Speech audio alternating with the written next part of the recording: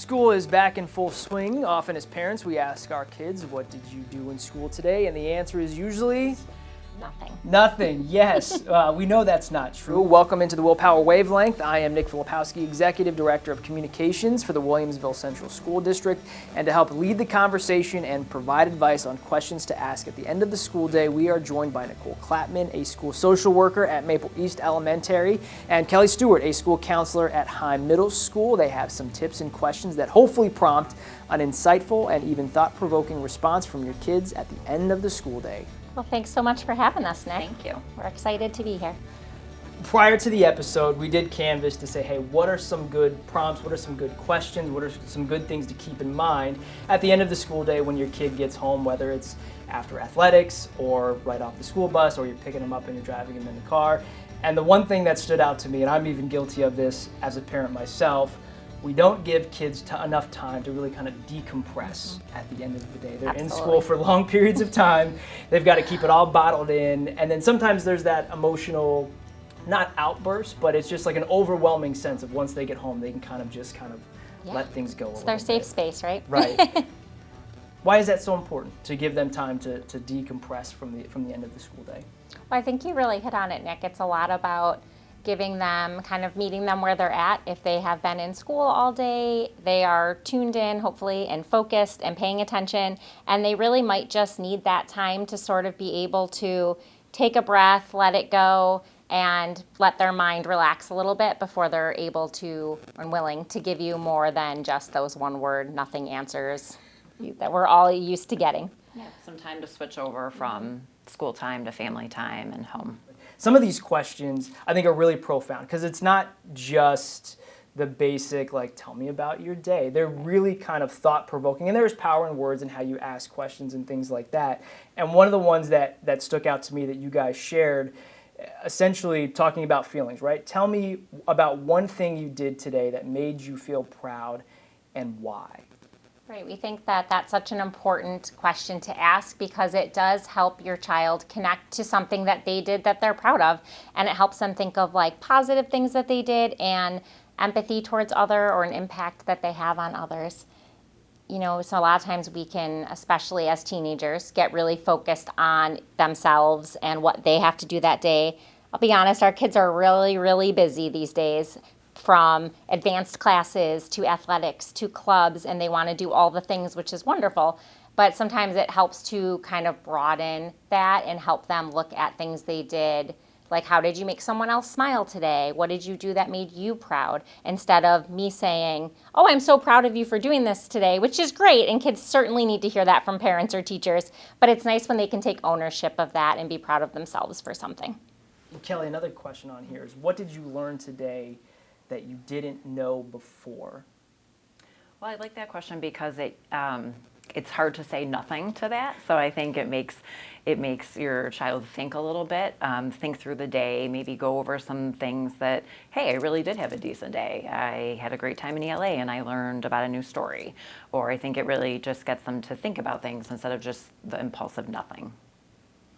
And Nichole, for you, to piggyback off of that, one of the questions that you guys shared was, what's something a friend taught you today? Those peer-to-peer interactions are so critical to the success of students as well, just not with what takes place in the classroom where a teacher is providing instruction, but even that peer-to-peer interaction where a friend might share something with them that they didn't know previously. Right, there's so many studies out there that really link those peer-to-peer interactions, especially with mental health, and being able to show that having those trusted adults in your life is so important, but it's also really important to have a good peer community and peers that are positive impacts on your life. And how can you help them, and how can they help you, and how can you build that relationship, which is really important skills that honestly they take through through the rest of their life. Speaking of that, Kelly, one of the prompts on here is tell me how you were kind. And I think a lot of times we're all guilty of it. We don't necessarily give kids enough credit for how resilient they are, how kind they are to each other. I mean, I think the kindness message is one that's felt throughout all 13 of our district schools, but that's an important prompt as well. Why? Well, I think, again, it makes students really think about what happened during the day, and especially in middle school, your social circle is so important, and so that's something students in middle school are really focused on. So I think it gives them a chance to say, this is how I was a good friend. This is how I'm helping out in my friend group.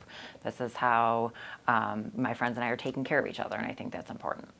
I think it really helps them be able to realize that they are doing these wonderful things that maybe someone didn't notice. Maybe a teacher didn't necessarily see you pick up the pencil that your friend dropped on the floor, or see you hold the door open for a friend, or help someone who's struggling.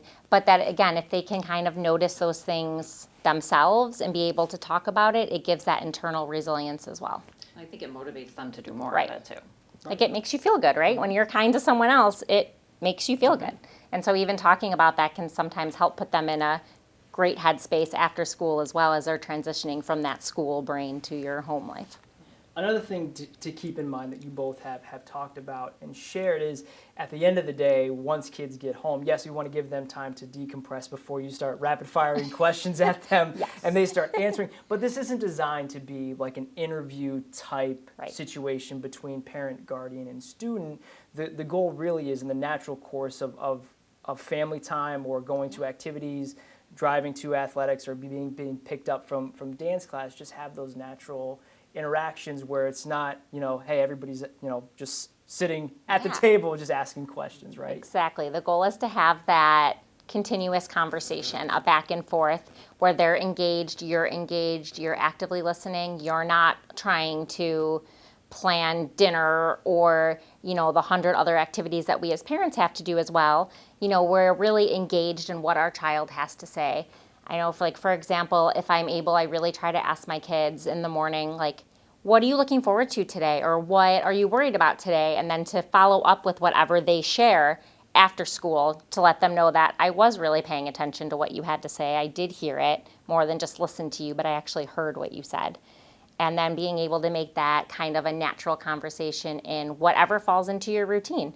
For example, both my kids do athletics after school, and so for us, it's really that car conversation. We don't necessarily have the ability to sit down and have this interview style, but they'll, share whatever they have going on and be able to open up in that. And it might only be the 10-minute drive from Mill to South, or, whatever you have, or to dance class, but to be able to show that you are invested in what they have to say.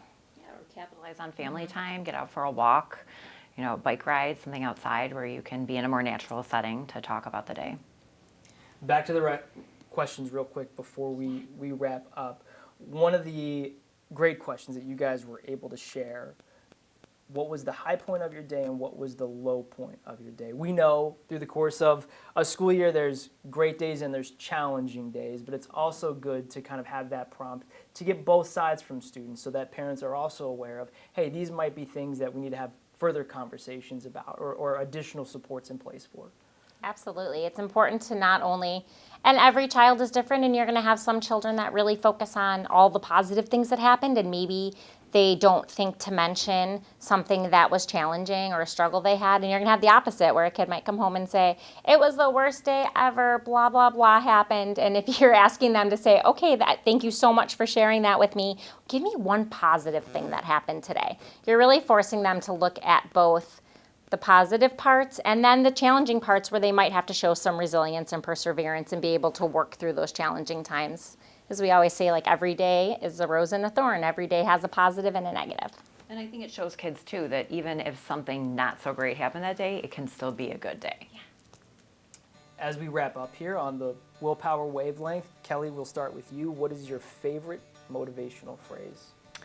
So I think for me, it is to always do the right thing, not the easy thing. How do you show your willpower? I think that our students every day help me show my willpower, because they're so resilient and they are so amazing that they give me strength and willpower every day. Nichole, what about you? What's your favorite motivational phrase?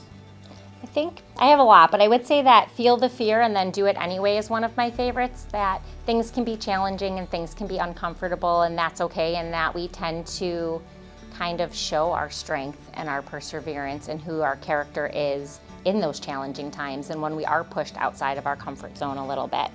And then the other one really would be spread kindness like confetti. Like it's so easy to be kind, right? One. It makes such a difference to someone's life. You never know what they've got going on and where they might be in that day, and sometimes as simple as a smile can really change someone's day. How do you show your willpower? I think to me, willpower really means like perseverance, community connectivity, and I think that, as Kelly said, our students really help us show it, as they can be so resilient and persevere through really challenging times. There's sometimes that you look at a child and you're like, wow, look at all the things that you accomplished today, even though you might have X, Y, and Z going on. And I think it really helps keep me in a positive mindset of being able to then say, like, you know what, I can do this too. I can persevere through this. This might be a challenging thing, but it's okay. We're gonna do our best. Awesome. Well, Nichole and Kelly, appreciate your time on the Willpower Wavelength podcast. We hope those able to listen have an opportunity to think about these questions. And these are also questions that we can share in our bi-weekly newsletters to help prompt parents and guardians into maybe having some insightful conversations with their students at the end of the day.